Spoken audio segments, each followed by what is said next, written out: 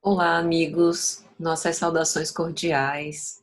É com muita alegria que estamos aqui mais uma vez para essa casa tão querida ao nosso coração, que é o GELAC, Grupo Espírita Luz, Amor e Caridade, para falar sobre um tema que talvez seja o nosso predileto, né? Nós do canal Lições de Amor gostamos muito da figura de Paulo, já fizemos vários estudos e desdobramentos sobre a obra Paulo Estevão.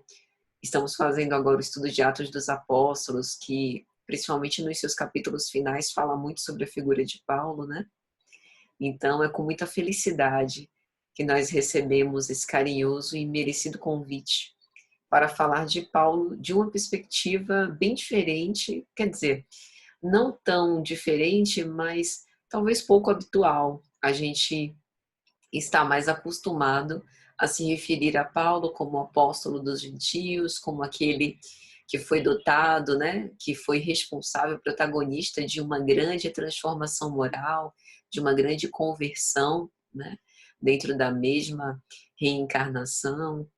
Estamos acostumados a falar, né, de Saulo Paulo, como é que foi essa mudança, essa reforma interior, mas Paulo como educador é uma perspectiva muito interessante, né, e justa, acredito particularmente, de ser atribuída a ele.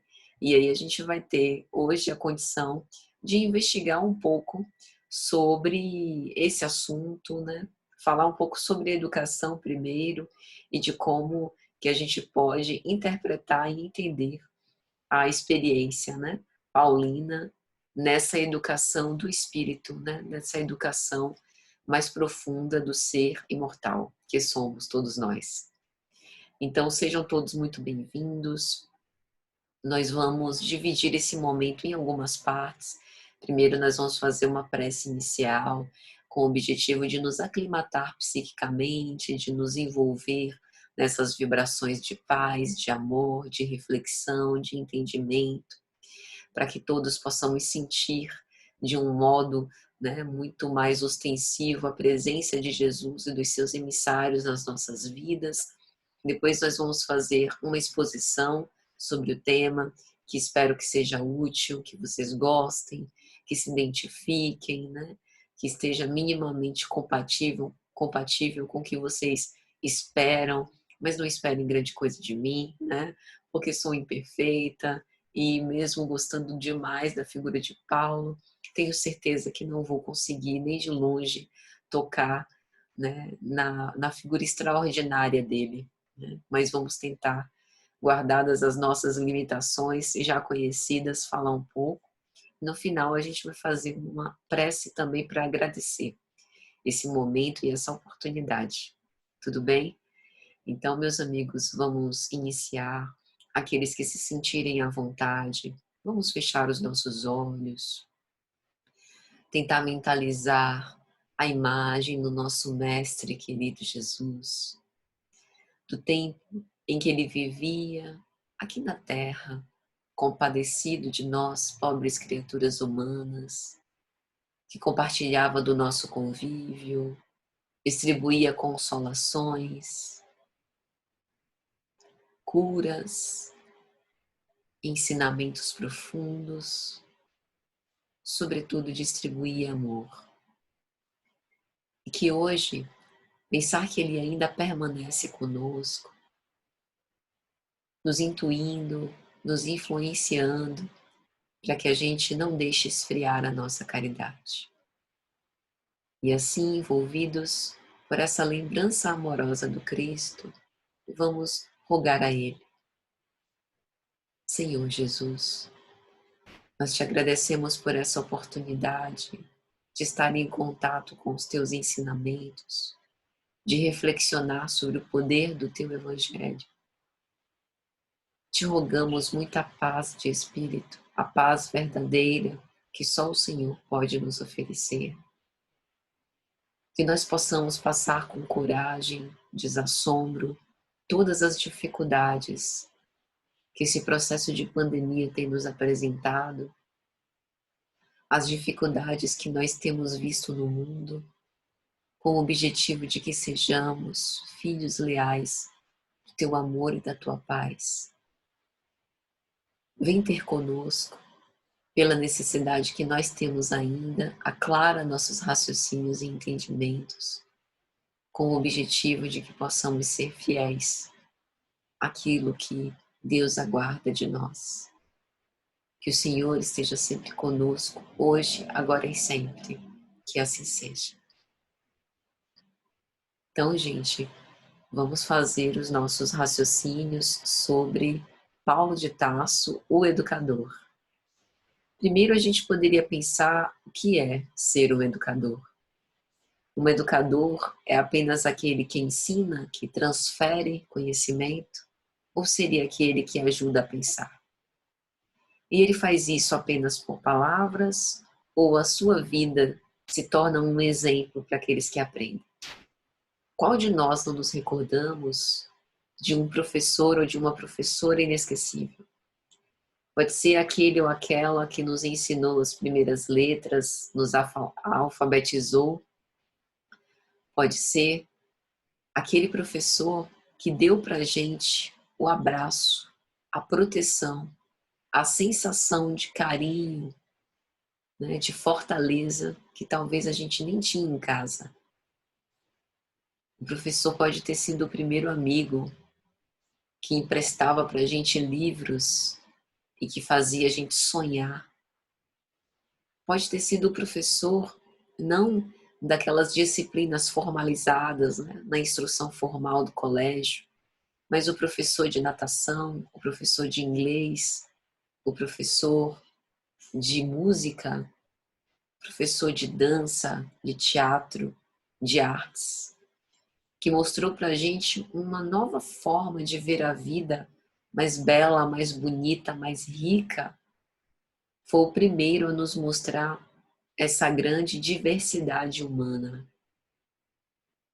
Então a gente guarda reminiscências dessa figura, essa figura de autoridade que não é um pai, não é um tio, não é um padrinho, não é um avô, mas que é igualmente especial ao nosso coração, para quem a gente transfere também os nossos sonhos, os nossos planos, os nossos dotes de amor, para quem a gente endereçou essa esperança.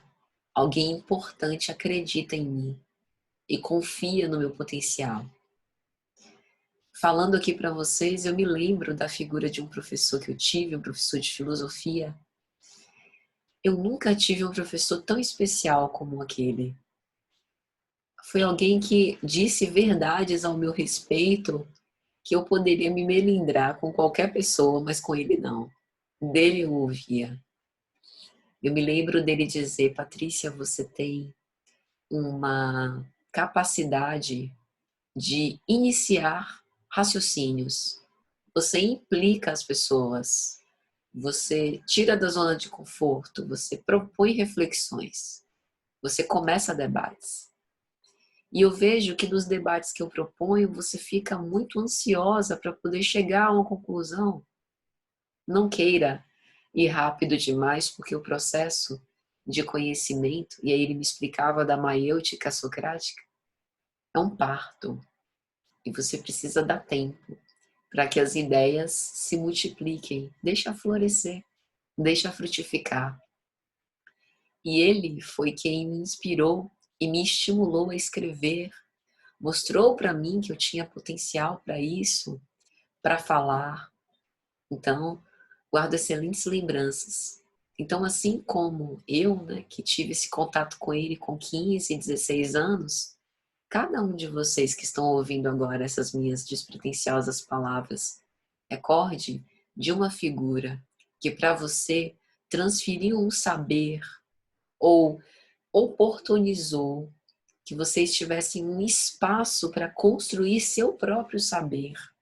E essa pessoa foi a que despertou esse algo de bom dentro de você, que você nem sabia que tinha, né? Foi fazendo você descobrir esse outro lado que você desconhecia e que te deixou tão maravilhado, tão maravilhada. Então essa é a figura do educador. O educador não é aquele que está preso no conteúdo didático, conteúdo muito importante para a gente conseguir se profissionalizar, conseguir um lugar nesse mercado louco, né? Dessa sociedade de consumo, mas é importante para que a gente possa existir, subsistir, se sustentar. Mas o educador é mais que um professor, né? O educador, ele estimula novos raciocínios, ele fomenta elaborações de pensamento completamente novas, né? Audaciosas, peculiares a cada um de nós. O educador provoca que nós possamos construir o nosso próprio percurso de ensino-aprendizagem, no nosso tempo, do nosso jeito, mas sem que isso deixe de ser relevante, sem que perca o seu significado, o seu valor, sem que seja maior, grandioso. Né? Me lembrei de uma outra professora, né, que tive de matemática. Ela não era assim tão especial quanto esse professor de filosofia que eu tive depois, mas ela deixava assim os últimos minutos da aula de matemática para lançar uma questão de desafio. E ela deixava ali no cantinho do quadro, quase ninguém anotava, que o pessoal já estava às voltas para tentar resolver as questões mais básicas do conteúdo, né? Ela ainda deixava o desafio. E eu lembro que ela sempre levava um chocolate para, na aula seguinte, quem resolvesse o desafio, ela presenteava, né? E como eu sempre fui muito fofinha, né, e sempre gostei muito também de doce, e gostei também, gostava e gosto, né, muito de matemática. Eu me lembro que eu tentava fazer o desafio e acertava, né? Começava como uma das únicas que acertava a questão do desafio, e depois os outros colegas também, até por conta do espírito, né, de competição, queriam participar também, e isso acabava estimulando aquela questão esquecida a ter um brilho, a ter um novo lugar. E eu me lembro de, nas férias, no material didático, tinha um livro que era mais voltado para teoria, outro que era só de cálculos, né, de matemática. Matemática, vocês sabem, para a gente conseguir ser bom em matemática tem que fazer muita questão. E tinha um outro livrinho bem fininho, que era um livro de desafios. E eu me lembro de ficar nas férias, né, me vindo às voltas com aqueles desafios, e eu achava o máximo, né? Então, coisas simples que um educador propõe, pequenas sementinhas que ele lança, vão frutificar em cada pessoa de um modo diferente. Por isso que o bom educador, ele tem que ter essa noção da coisa não padronizada, específica. Cada aluno tem a sua necessidade, né? Cada aluno tem que ouvir aquela mesma mensagem, nem que seja, mas de um modo mais dosado ou mais incisivo num determinado tempo, né? Então, o educador não necessariamente é o que sabe mais, né? Ou o que sabe que nada sabe. O educador é o que tem consciência de que o não saber é o primeiro passo para o desenvolvimento de outros saberes. E aí a gente se lembra de Sócrates, com a sua célebre frase atribuída a ele: só sei que nada sei. Aí a gente pensa, será que ele suspendeu o juízo e simplesmente disse que não sabia de nada? Será que é sinal de desconhecer completamente um assunto? Mas Sócrates utilizava duas ferramentas básicas do seu ensino, a ironia e a maiêutica, que compõem o método socrático, para fomentar o saber. A ironia hoje é utilizada, né, por algumas pessoas como se fosse uma dissimulação, mas a etimologia da palavra ironia, o sentido grego, tal qual Sócrates percebia, é perguntar. Sócrates utilizava da ironia quase num tom de malícia, mais malícia do que ignorância ou humildade, né? Como se fosse uma falsa ignorância, onde ele pergunta já sabendo a resposta. onde tem a consciência de que ele sabe que o interlocutor sabe, mas o interlocutor ainda não sabe que sabe. E através da maiêutica, Sócrates propunha trazer à luz aquele conhecimento ainda desconhecido, na figura do seu aluno, do seu interlocutor. E Sócrates, aí, no Só Sei Que Nada Sei, mostrava o caminho para encontrar a verdade. Para ele, a verdade já está no nosso interior. Falta alguém mostrar o caminho. E é interessante a gente pensar sobre isso, porque hoje a educação é pensada assim. A maior tendência no ensino é a chamada aprendizagem invertida, que pressupõe a docência pelo avesso. Ou seja, cada aluno é considerado um universo de possibilidades, que precisa ser explorado num laboratório de experiências específico, propício à aprendizagem. Por exemplo, a sala de aula, por alguém que seja já preparado para que possa trazer à luz o conhecimento que o aluno já possui e proporcionar a ele que continue a trilhar o seu percurso de conhecimento. E aí, até esse momento, vocês devem estar se perguntando, né? Tá certo, Patrícia, essa conversa de educação tá muito boa, mas você não vai falar de Paulo, não? Agora a gente pode começar a falar de Paulo de Tarso, o educador, depois de ter passado por todos esses exemplos. Porque Paulo de Tarso figurava-se um educador nato, justamente por ele utilizar de todas essas ferramentas de um modo completamente espontâneo, né?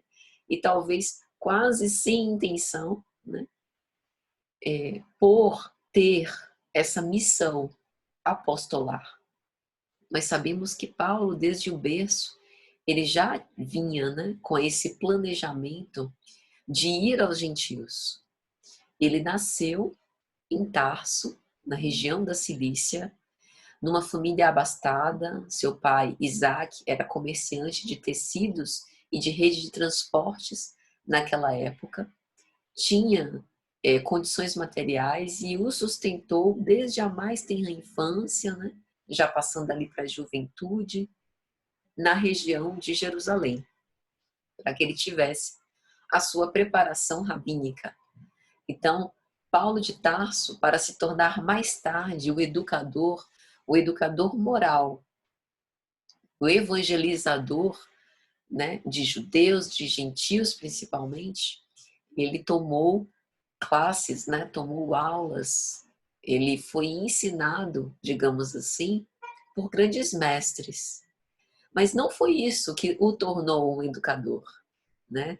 Ele já vinha no bojo das suas reencarnações com um patrimônio, né, nele enquanto espírito imortal dessas faculdades, não faculdades cognitivas, mas faculdades morais.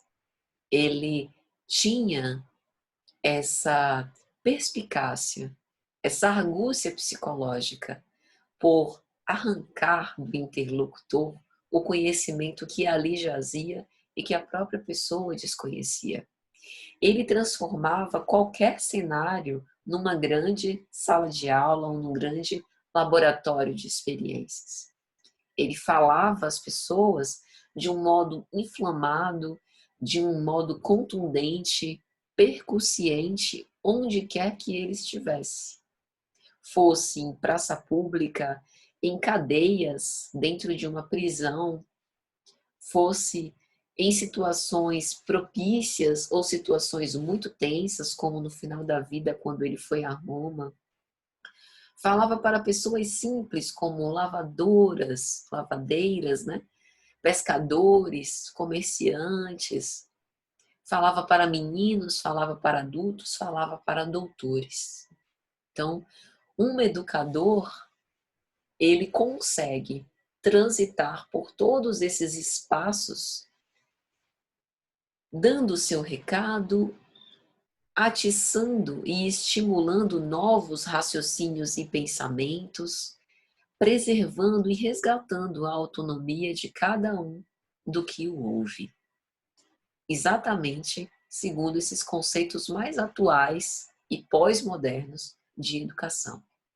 Como Sócrates, Paulo tinha essa presunção do não saber e de ir buscando as origens, as causas, as motivações, os interesses e costurando o quanto que o evangelho pode servir de redenção para todos nós.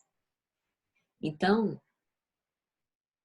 esse ambiente propício para o processo de ensino-aprendizagem deve pressupor um ambiente flexível. Então, eu não posso ter muita rigidez de tratar todos da mesma forma. Tem que haver uma cultura de aprendizagem e Paulo abraça a filosofia moral cristã como lema da sua vida e conteúdo dirigido. Ele utiliza o evangelho como força viva de exemplificação nas nossas histórias, na nossa biografia que a gente está construindo, com o objetivo de seguirmos adiante, de termos mais um conhecimento sobre nós mesmos e sobre os outros.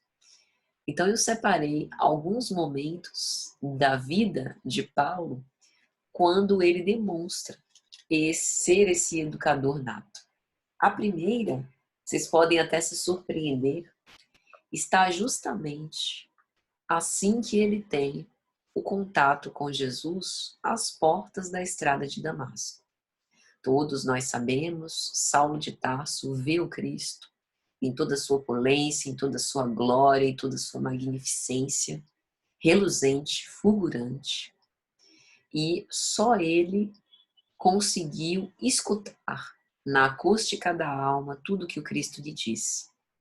Aqueles que estavam com ele, porque ele fazia parte de uma comitiva para entrar em Damasco, viam a luz, diz Emmanuel, na obra Paulo e Estevão, mas não ouviram tudo que ele ouviu, porque era um diálogo singular, íntimo.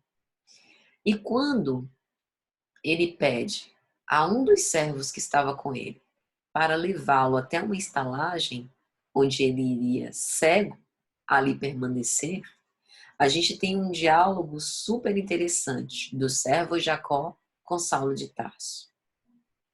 Olha que interessante. Depois de chegar na estalagem e de ficar aquele silêncio penumbroso entre ambos, Jacó quebra o silêncio, se dirige a Saulo dizendo assim: Senhor, pesa-me alegar minhas conveniências, mas consoante os projetos feitos, preciso regressar a Jerusalém, onde me esperam 2 filhos, a fim de nos fixarmos em Cesareia. Perfeitamente, respondeu Saulo, respeitando-lhe os escrúpulos, poderás partir ao amanhecer. Ele estava numa cidade que lhe era estranha, embora ele até tivesse algumas amizades, como Sadoc, né, lá em Damasco. Mas a proposta inicial de Saulo era ir a Damasco para perseguir Ananias. Agora os planos estavam mudados porque ele estava cego, cheio de interrogações, querendo carinho, querendo alguém conhecido ao seu lado, com muitos medos. Estava numa estalagem estranha. E aí Emmanuel vai dizer, aquela voz antes autoritária e agressiva tornara-se agora compassiva e meiga, tocando o coração do servo nas suas fibras mais sensíveis. Imagina a situação de Jacó, meu Deus. Eu sei que não é nem caridade o largar Saulo assim cego. Ninguém sabia o que tinha acontecido com ele. As pessoas especulavam. Isso deve ter sido feitiço do povo do carpinteiro, como diziam pejorativamente em relação a Jesus. Ele deve ter tido uma febre do deserto. Ele deve ter ficado louco e dementado. Deve ter sido o sol na moleira. Mas ninguém sabia descrever por que ele estava cego. Né? Foi um fenômeno esquisito. Então, ao mesmo tempo, nós pensamos que Jacó se dividia entre essas inquietações, ele também queria sair dali, daquela situação, e voltar para casa. Né? Então, ele meio que se abre. Entretanto, Senhor, eu estou hesitando, disse o velho já picado de remorso. Estais cego, necessitais de auxílio para recobrar a vista, e eu sinto sinceramente deixar-vos assim ao abandono. E Saulo exclama com convicção íntima: não te preocupes por minha causa. Quem te disse que ficarei abandonado? Eu estou convicto de que os meus olhos estarão curados muito em breve. De fato, uma das coisas que o Cristo lhe disse foi: entra na cidade e lá te será dito o que será preciso fazer. Então ele cria e aguardava, né, essa revelação. Então, uma forma até de se confortar, ele diz: Jesus mandou-me entrar na cidade a fim de saber o que me convinha. Certo, não me deixará ignorando o que eu devo fazer. E assim, no dia seguinte, como foi combinado, o servo se despede e deixa Saulo só, meditando no véu espesso das sombras, né? Imerso em profundas meditações e tristes meditações. E intimamente, Saulo tinha, né, certos temores, não obstante confiasse. Mas é só a gente tentar se colocar um pouco no lugar dele, né, meus amigos? Eu não sei se vocês já tiveram essa, esse sonho. Eu me lembro que quando eu estava lendo por primeira vez a obra Ave Cristo, pelo Espírito Emmanuel, que tem um caso, né, de cegueira na obra, não vou contar para não dar spoiler, mas eu me lembro que eu estava tão imersa na leitura do livro, né, e eu não consegui terminar de uma vez, e aí eu me lembro de ter dormido e ter sonhado que eu passava pela mesma situação da personagem, de estar cega, né? E de me ver perdida. Então eu sonhei cega, né? E aquilo me deu um desespero muito grande, né? Acordei apavorada, tentando recobrar, né, as vistas e vi que era só um sonho, que estava enxergando normalmente. Veja, um sonho, né? Que é diferente de uma experiência. Me deu todas as sensações, né? Do temor, da ansiedade, da perspectiva de não poder ver mais, né? Então a gente meio que se coloca no lugar de Saulo também e consegue perceber que esses temores são muito reais. Então nesse momento a gente percebe que ali já havia um educador. Ele não precisou falar sobre o evangelho de Jesus, que ele desconhecia, pelo menos conscientemente naquela vida até então, né? Ele não precisou dar nenhuma aula, né? No sentido mais metódico que a gente está acostumado a perceber, né? E a entender uma aula. Mas ali ele já dava um ensinamento a Jacó, um ensinamento de confiança irrestrita, de fé, de entrega, de humildade, de doçura, não obstante não ter se transformado ainda, mas ele já dava mostras disso. Então, pensamos particularmente que isso também faz dele um educador, principalmente, e é importante que a gente diga, nos momentos mais graves. Porque nos momentos tranquilos, que a vida nos sorri, que está tudo bem com a gente, com a nossa família, todo mundo a salvo, a conta bancária não entrou no cheque especial, né? A gente está com saldo em conta, está trabalhando muito, está tudo certo, né? Tudo lucrando, transcorrendo bem, é fácil a gente dar lições, demonstrar bom humor, demonstrar confiança. Basta que alguma coisa saia do lugar para a gente já demonstrar receio e ficar hesitante. Um outro momento também é no contato com Ananias, né? Em que ele, não obstante, né, ter sido curado pelas mãos de Ananias e ter passado por tudo aquilo e tudo ser muito recente, ele já demonstra como educador também um grande ensinamento que ele compartilha com Ananias. Eles vão ter um entendimento mais íntimo, né? E aí ele faz uma ponderação. Precisamos estudar um meio de difundir a nova revelação com a maior amplitude possível. Jesus é um socorro do céu. Tardar na sua mensagem é delongar o desespero dos homens. Aliás, a palavra evangelho significa boas notícias. É indispensável espalhar essas notícias do plano mais elevado da vida. O senso de urgência, da proposta do evangelho e da transformação que o evangelho gera na vida de cada um de nós, o poder redentor do Evangelho para as almas humanas em sofrimento, o senso de importância creditado ao Evangelho, o esquecimento de si mesmo.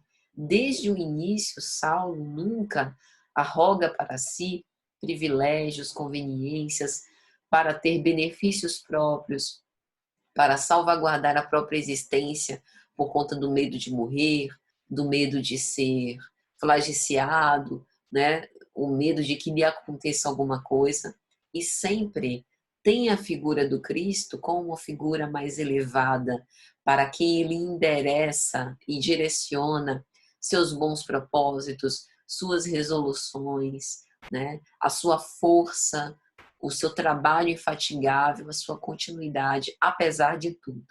Então, a gente observa que desde o começo, nas primeiras lições, tendo realinhado a sua rota, ele já demonstra essas habilidades e competências de um bom educador. Aquele que não perde tempo, que sabe da necessidade de aplacar a ignorância com o conhecimento, e nesse caso, o conhecimento especial do conhecimento espiritual, que nos coloca de posse com a responsabilidade pelos nossos atos. Uma outra lição desse grande educador, sem sombra de dúvida, também foi o encontro que ele teve com Sadoc. Sadoc era o seu compatriota, né, um amigo que, cá entre nós, não era um amigo dos mais fiéis e leais, né, que morava em Damasco, com quem ele tinha relações de conveniência social. Não eram relações tão profundas, né, mas alguém que ele acreditava que poderia contar, principalmente naquele momento, que ele estava refazendo a sua vida e realinhando a sua rota. Então ele decide, por estar em Damasco, procurar Sadoc. Que nem quando a gente vai viajar, né? A gente vai viajar para uma cidade e a gente tem conhecidos ou amigos ou familiares nessa cidade. É comum da gente procurar, né, essas pessoas quando a gente vai visitar de novo essa cidade. E Sadoc, para Sadoc, ele vai dizer: repito que vi Jesus de Nazaré e devo proclamar que nele reconheço o Messias prometido pelos nossos profetas mais eminentes. Saulo queria ir na sinagoga de Damasco falar sobre essa revelação aos judeus. E, tentando de uma forma incisiva convencer Sadoc, diz: considero que a qualquer tempo e hora é-nos lícito reparar os erros do passado. Trabalharei doravante pela minha certeza em Cristo Jesus. Não é justo que eu me perca em ponderações sentimentalistas, esquecendo a verdade, e assim procederei em benefício dos meus próprios amigos. Os amantes das realidades da vida sempre foram os mais detestados ao tempo em que viveram. Que fazer? Até aqui minhas pregações nascidas dos textos recebidos dos antepassados veneráveis, mas hoje as minhas asserções se baseiam não somente nos repositórios da tradição, senão também na prova testemunhal. Falar do que viveu, narrar sua experiência para dar mais cor, mais vivacidade, sabor de verdade. Essa também é uma característica do bom educador. Eu me lembrei de outro professor, acho que eu já contei até isso em palestra. Eu tive um professor de desenho que para a formação não era uma matéria tão fundamental, mas era uma matéria importante, como todas as matérias são, senão não estariam no currículo. E nós adolescentes, né? Quer dizer, adultos já, mas aqueles adultos com o pé na adolescência, né? Muito imaturos ainda. E a gente desfazia do professor, né? Que nada, essa matéria aí é tranquila demais, a gente nem precisa muito dela mesmo, né? Aquela empáfia de quem não sabe nada, de que está começando a vida, né? E que acha que sabe tudo. Meus amigos, esse professor tinha uma postura, não era uma pose arrogante, mas uma postura. Exatamente o que me lembrou aqui de Saulo, né? Ele fala sobre a convicção, né? Trabalharei pela minha certeza em Cristo Jesus.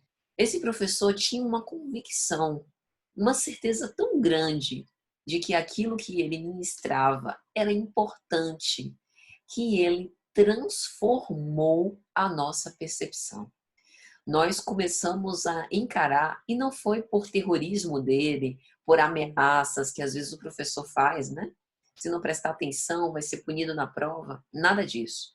Uma autoridade natural se estabeleceu e nós ficávamos babando por conta de como ele era bom e convicto naquilo que ele fazia. Ele cria, ele sabia que aquilo que ele fazia era de fato importante e isso transformou a nossa visão dele, da matéria, e impactou o curso como um todo. Então, isso também é uma característica nata de Saulo que a gente observa, né? Ele tem uma resolução firme e ele vai rumo à meta sem escapes, sem hesitações, sem regressar, sem pedir um tempo, sem voltar para trás, rumo à meta. Não importa o que acontecer, não importam os impedimentos, ele vai direto ao objetivo porque tem certeza daquilo, né? E isso influencia muito quem convive com ele, quem aprende com ele, quem é permeado pelos seus ensinos, porque ele testa na sua própria vida. Esse professor, ele trabalhava com aquilo que ensinava e ele mostrava também a utilidade prática disso, né? Então, isso também, no caso de Saulo, ocorria. Saulo não apenas era um teórico sobre o evangelho, mas ele passou a ser a prova viva que o evangelho redime. O evangelho operou nele, na vida dele. Por isso que nós o entendemos como um evangelho vivo, né? Quando nós lemos as epístolas paulinas, quando nós lemos Atos dos Apóstolos, a gente sente o espírito de Paulo vivo, né? Ensinando e sendo ali aquele exemplo de perseverança e caridade até o último momento, né? Então, eu acho que isso fica bem claro e realmente faz dele um grande educador. Educador também que se demonstrou quando ele foi na sinagoga de Damasco. O teimoso teve lá e se direcionou para os varões de Israel. Falando com desassombro, ele tem essa característica também do culto à verdade, né? Falando com desassombro do que ele viu, do que ele viveu, e dizendo, intimorato, Jesus de Nazaré é o salvador dos pecadores. Então, Emmanuel até vai dizer que isso cai como uma bomba, né? Mas tem um efeito que a gente não tem condição de mensurar. Todos esses professores que eu pude citar aqui, né, nessas reflexões que trouxe, provavelmente não tem noção de que hoje eles estão sendo citados, né? Numa preleção doutrinária sobre a figura de Paulo, educador, né? Então, quando nós passamos pela vida das pessoas, a gente não tem noção do efeito que a nossa presença causa, né? Às vezes a gente até subestima as nossas capacidades. Nossa, eu acho que eu sou tão irrelevante, eu não faço falta, a minha presença não é importante para a vida de ninguém, eu acho que eu não sirvo para nada. Algumas pessoas sustentam esse discurso e a gente não tem noção desse efeito na vida de outras pessoas. Saulo teve um efeito, e ainda hoje tem, né, na nossa vida, que estamos convivendo, entre aspas, com ele, através dos seus ensinamentos, transformador, né? Então, imagina, quando ele decidiu, depois dessa experiência de Damasco, buscar o deserto, ele dá mais uma lição. Ele decide sair de Damasco, diz Emmanuel, junto com um serviçal indicado pelo estalajadeiro para que ele encontrasse o caminho, né? Que ele vai se encontrar logo mais à frente com Gamaliel, seu tutor, que tinha se isolado no deserto para estudar o evangelho também, de uma forma modestamente trajada, à frente de um pequeno camelo carregado das provisões necessárias. E Saulo fez questão, diz Emmanuel, de partir a pé, de modo a iniciar a vida com os rigores que lhe seriam muito benéficos mais tarde, para que ele só dependesse das próprias forças, o ânimo resoluto e inquebrantável. Então, por isso ele considerou viajar como beduíno, para aprender a contar sempre com as próprias forças, né? Então, essa decisão também é uma decisão de grande ensino para nós. Quantas vezes a gente tem tantos recursos na mão e não aproveita, né? O recurso da vida, que vai se extinguindo por entre os dedos. O recurso da juventude, da beleza, que às vezes a gente desperdiça em experiências que a gente se arrepende depois. Nem quero entrar nesse mérito, né, da culpa e das experiências que a gente se arrepende, porque particularmente eu acredito que duas coisas, tem lições que a gente não precisava exatamente sofrer como a gente sofreu para saber que não seria tão bom. Mas o poder da experiência é um poder inestimável. Então, passar pela experiência, desde que nós tenhamos proveito sobre ela, é bom, é proveitoso, né? É recompensador, tira-se algum lucro disso, né? É lógico que a gente poderia ter escolhido caminhos em que a gente sofresse menos, né? Que não fosse tão torturante, tão tortuoso, mas faz parte do nosso processo. Então, conviver com Paulo, o educador, através dos seus ensinamentos, nos mostra isso, o bom proveito. Em Paulo não havia ociosidade, perda de tempo. Cada minuto era de utilidade, né? Transformava-se em bem, que era convertido para a sua própria felicidade e para a felicidade do ministério que ele estava proposto. Então a obra Paulo Estevão é cheia, repleta desses grandes ensinamentos desse educador. Mesmo quando ele aprendia, também ensinava. A gente tem dois momentos em especial na obra em que Saulo se comporta como um aluno, né? Quer dizer, em muitos momentos, mas dois em especial. O diálogo que ele tem com Abigail, né? Ama, espera, trabalha, perdoa. O diálogo que ele tem com Áquila e Prisca, quando ele se insula no oásis de Dan, em que ele aprende tanto sobre o evangelho, aprende tanto observando aquele casal tão amoroso, tão cúmplice, né? E que, num momento, ele ensina, né?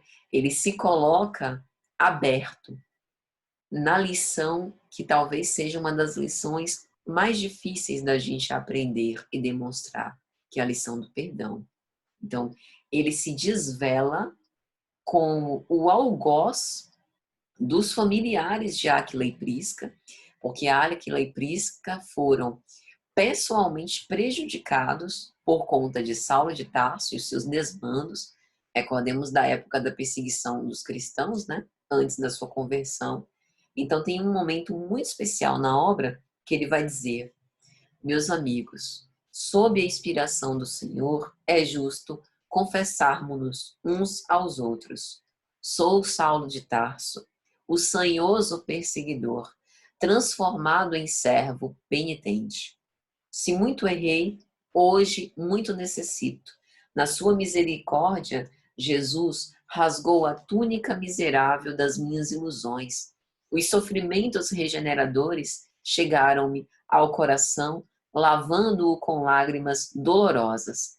Perdi tudo que significava honrarias e valores do mundo para tomar a cruz salvadora e seguir o Mestre na minha trilha de redenção espiritual.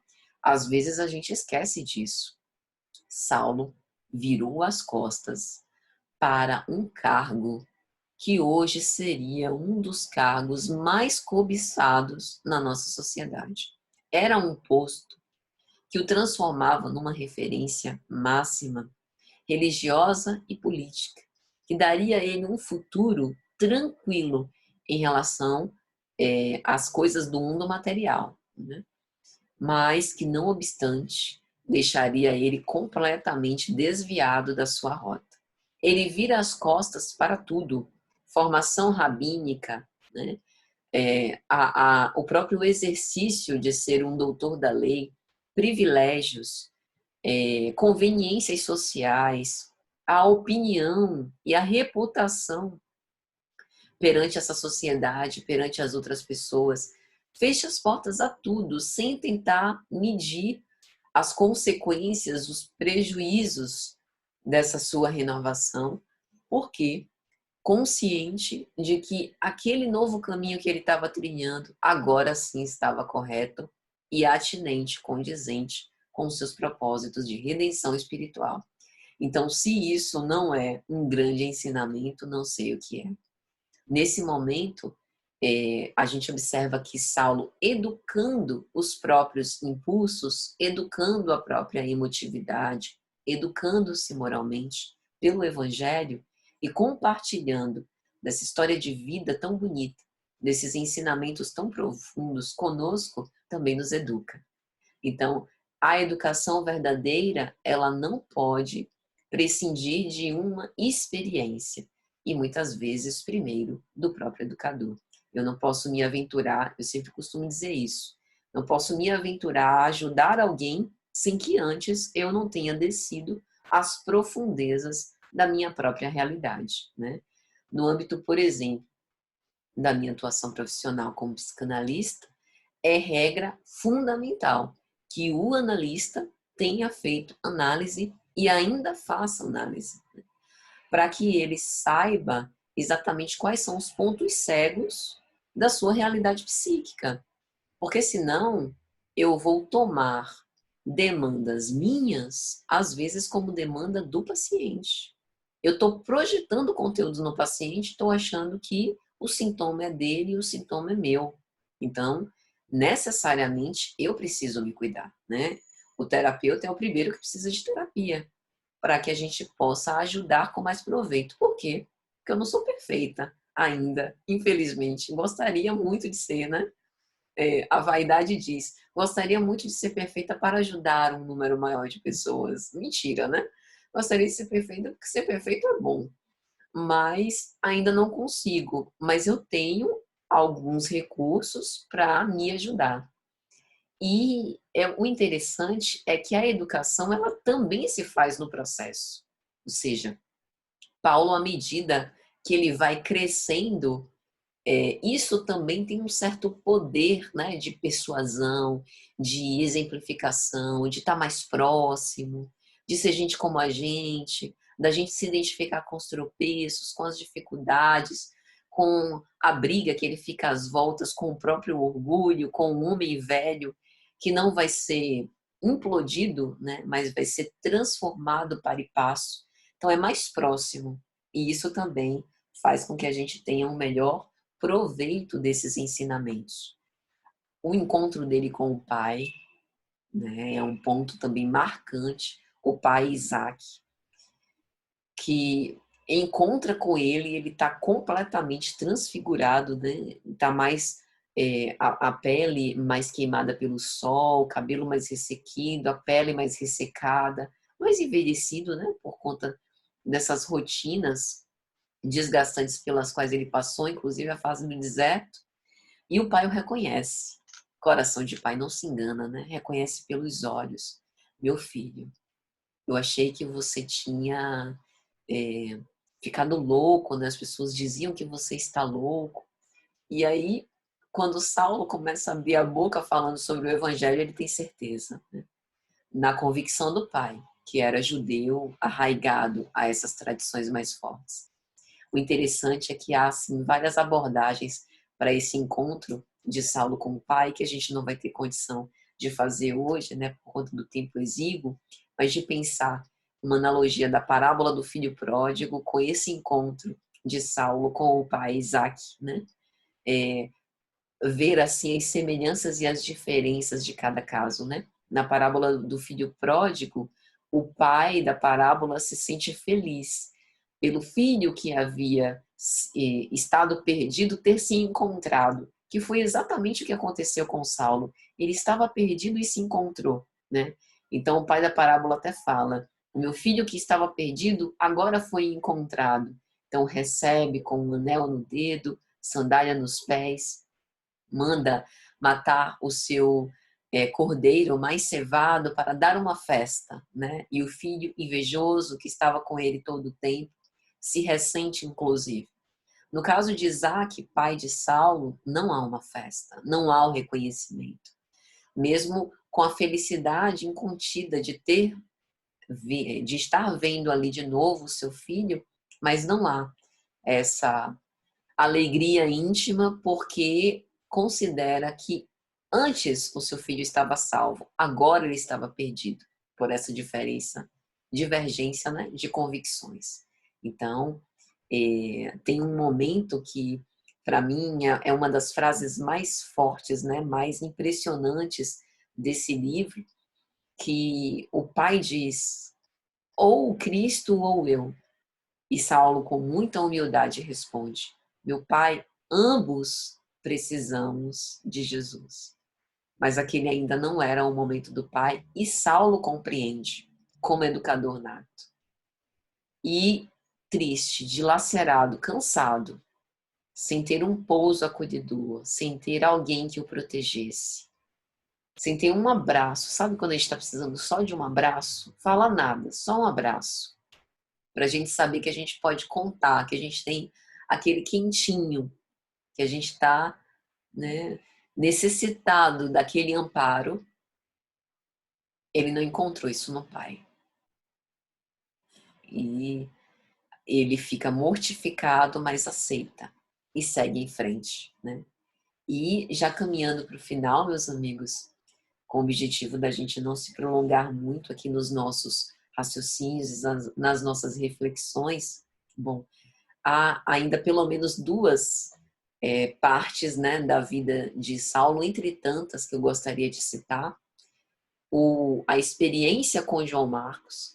Saulo tem um contato bem próximo com os jovens, com Timóteo, com João Marcos e com outros, né? O próprio Lucas, que também era muito jovem, mas no caso de João Marcos e de Timóteo, né?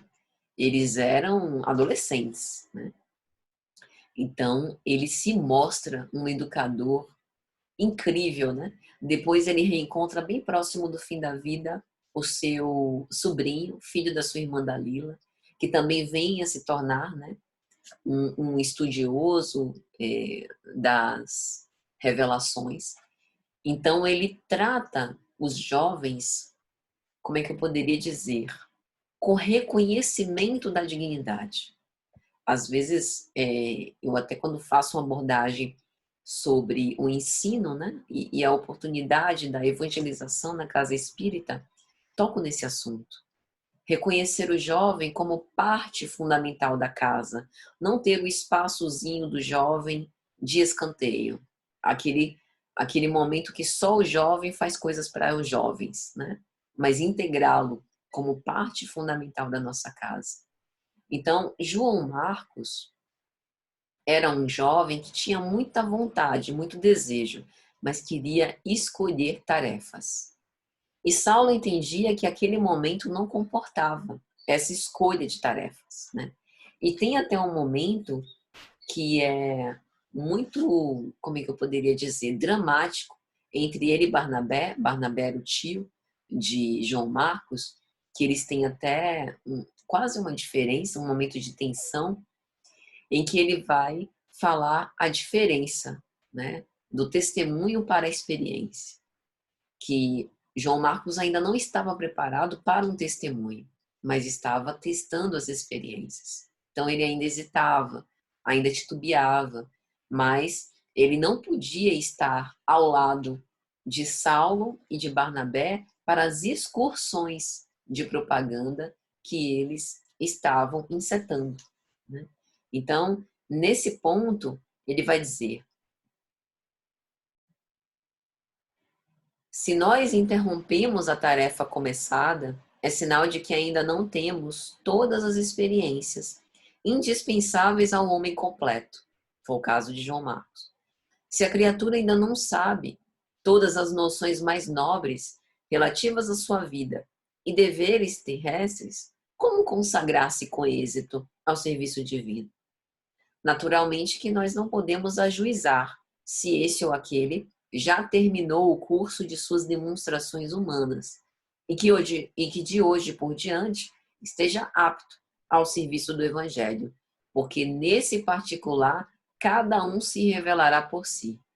Eu acho isso tão importante, porque às vezes em algumas casas espíritas, me deem licença para falar, mas a gente vê um certo rigorismo, tem que passar por tais cursos A, B, C, D, Z para poder estar habilitado. Complicado, né? Não é fazendo apologia ao não ensino, a despreparação, a fazer as coisas assim a toque de caixa, largar a pessoa naquela atividade sem que ela tenha conhecimento, ou sem fazer uma avaliação. Mas olha o que Saulo, como educador, está dizendo. Nesse particular de se cada um está ou não apto ao serviço do Evangelho, cada um revelará por si. É pelas obras, é pela demonstração. Creio mesmo que o teu sobrinho, diz Saulo, atingirá essa posição com mais algumas lutas. Nós, entretanto, somos forçados a considerar que não vamos tentar uma experiência, mas um testemunho. Então, eles estavam se direcionando para retornar aos locais pelos quais eles ainda haviam passado. Eles dormiam ao relento, às vezes não tinham alimento suficiente para comer, então era uma situação dolorosa, né, para todos. E para fechar, eu quero deixar aqui um dos momentos mais próximos do fim da vida dele, quando ele arroga-se a prerrogativa de ter a cidadania romana e faz isso para evitar os açoites por parte dos romanos. Em Jerusalém, ele tem uma espécie de emboscada. Os fariseus o convocam para uma atividade, quando ele chega, não é exatamente aquilo, e tentam cercá-lo para o trucidar em meio ao templo de Jerusalém, no exato local onde Estevão, acho que há 20 anos antes, em relação ao momento quando aconteceu isso com Paulo já, né, Paulo de Tarso, ocorreu. E todas as reminiscências vêm à sua lembrança e os romanos o salvam e levam preso. Mas depois de levar preso, havia muita crueldade e interrogatórios sob martírio, e os romanos começam a algemá-lo, prendê-lo em correias pesadíssimas e preparar tudo para açoitá-lo. E ele reflete se seria justo se entregassem resistência. Os próprios romanos disseram: nos consta que o seu Cristo morreu caladinho. E você está reclamando por conta disso? Só que ele achava aquilo um disparate e ele sabia que ele não aguentaria, que ele desencarnaria ali. E ele sabia que ainda precisaria ir a Roma, que aquele não era o último momento do seu ministério. Então ele declara-se cidadão romano para evitar ser açoitado. Então isso abre para a gente uma série de reflexões. E será que Paulo de Tarso fugiu do testemunho? Será que ele ficou com medo, foi medroso? Mas a gente vê, lendo a obra, que ele não pensava em si. A sua intenção não era salvar a própria pele, mas continuar ensinando como um bom educador. Então, meus amigos, acho que é mais ou menos isso. Espero de coração que vocês tenham aproveitado alguma parte, né, daquilo que a gente pôde aqui compartilhar. Que Deus abençoe ricamente essa casa tão querida, todos os trabalhadores e frequentadores, né? Um grande fraternal abraço a todos. E para encerrar, vamos agradecer a Jesus, que é para quem nós dedicamos o mérito de todo o nosso esforço e perseverança. Senhor Jesus, muito obrigada por mais essa oportunidade iluminativa de refletir sobre os teus ensinos com base na história dessa figura que nós amamos tanto, que é a figura de Paulo de Tarso.